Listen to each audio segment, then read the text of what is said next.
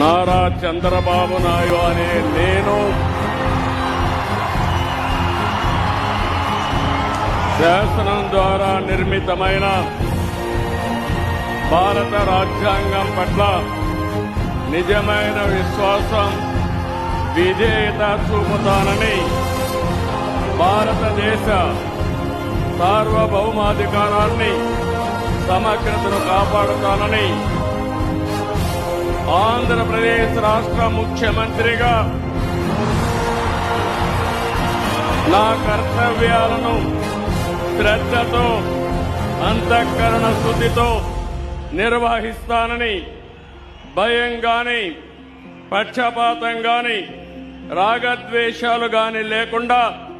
రాజ్యాంగాన్ని, శాసనాలను అనుసరించి ప్రజలందరికీ న్యాయం చేకూరుస్తానని దైవ సాక్షిగా ప్రమాణం చేస్తున్నాను.